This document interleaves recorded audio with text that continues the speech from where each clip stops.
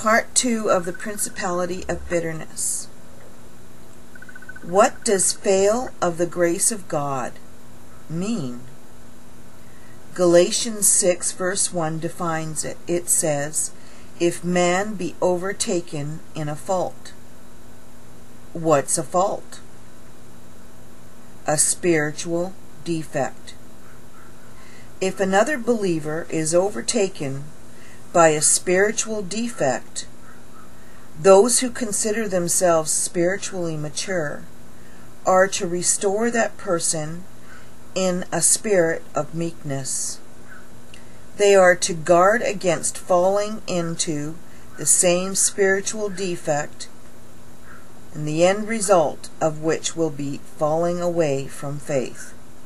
This is the knowledge of God in this manner. In Romans 2 verse 1, Paul says that the very thing of which you accuse another, you are also often guilty.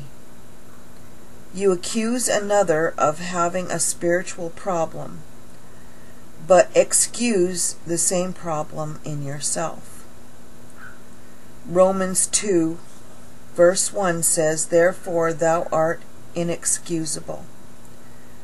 O man, whosoever thou art that judgest, for wherein thou judgest another, thou condemnest thyself.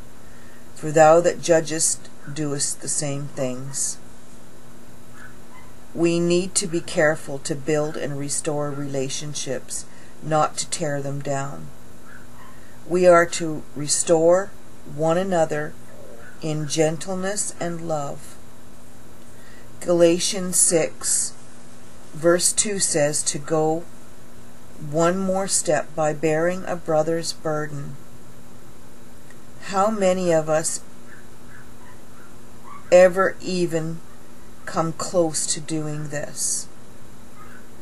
We carry one another's burdens by leading them to Jesus so he can take the burden. If we ignore this sound advice, we will be contaminated by a demon, and a root of bitterness will spring up to trouble us. Hebrews 12:15. When this root takes hold, it not only defiles us, but branches out to affect everyone around us. It is highly contagious. Have you spent time with a bitter person? Have you ever been bitter? Oh Lord, yes, I have. Are you able to discern bitterness in yourself or in others? Oh Lord, yes, I can. Usually when we encounter a bitter person, we cop our own attitude. Bitterness begins to flow from our spirit toward them. We play a game of bitterness ping-pong with them. It becomes my bitterness against their bitterness. And we both become defiled. Does this sound familiar? It should. It's a common daily experience. Bitterness gains its entrance to us through unforgiveness. The first piece of the armor surrounding bitterness. That evil strong man banks on unforgiveness to be an active part of our life. He counts on us never forgiving others or ourselves so that he can have his place, his habitation within us. Once taking up a home in us, he can act out his evil nature through us and give his boss, the devil, a victory. Unforgiveness whispers in our ear, no, you're not going to forgive them. You don't need to forgive them. There's no way you need to forgive them. Unforgiveness keeps a record of wrongs against another person. Satan banks on the spirit of unforgiveness to remind us of the bitterness that somebody else has toward us. Unforgiveness rehashes, projects, and torments us with past negative events. It reminds us of what others have done to us and what we have done to others.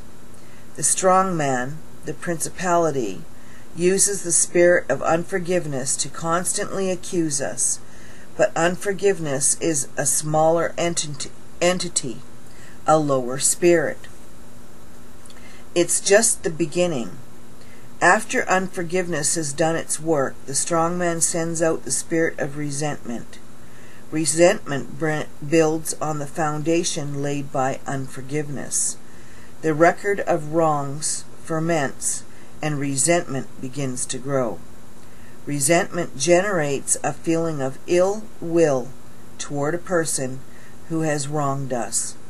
Resentment says, "I don't like Mary," or "I will never forgive Alex," or "I don't trust my neighbors." Resentment constantly reminds us of past events, seeking to stir up negative sentiments that stew and ferment within us. Unforgiveness formed the first piece of armor to provide protection for bitterness. Now, Satan is trusting that resentment will grow and gain a foothold. Resentment feeds off of unforgiveness. Resentment is a stronger evil spirit because unforgiveness supports it, and it is more dangerous than unforgiveness. Satan employs millions of evil spirits in his attempt to control or tempt us. This is why resentment can exist in many people at the same time. It can multiply its growth and so defile us that it can completely take over an individual, a family, or a church. Because of the work of resentment, families and churches become dysfunctional. They maintain their own records of wrongs that generate stronger resentment.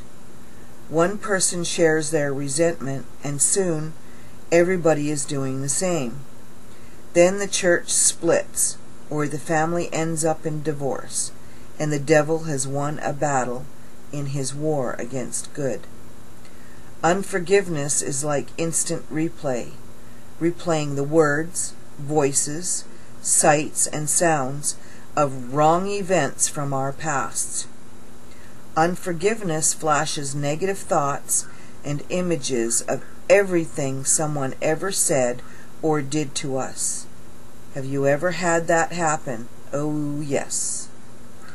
The accusing spirit continuously replays a record of the evil music of our lives to reinforce itself, so this strong man of bitterness can find a home in us.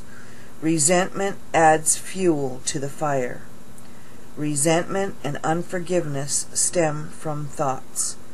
They find their homes in our memories. After unforgiveness and resentment have gained a foothold in our minds, the strong man sends out the spirit of retaliation. Now it's time to get even. I remember a bumper sticker I saw a few years ago that said, "I don't forgive, I just get even." Oh yeah, I remember that one. Retaliation projects these kinds of sentiments. Bill should pay for what he did to me, or I am going to make Jane pay for what she said. I am going to make sure Bob gets what he deserves, if it is the last thing I do. And just a quick word here.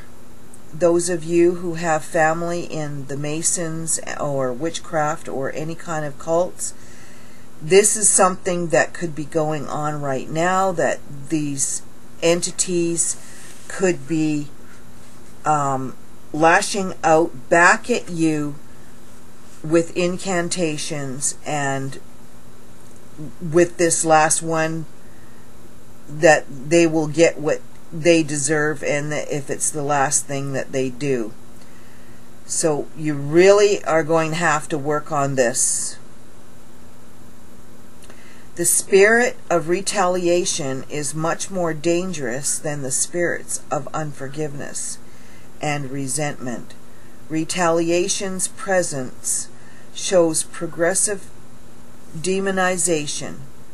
Each spirit is much more dangerous than the previous one, and you really need to get a handle on this.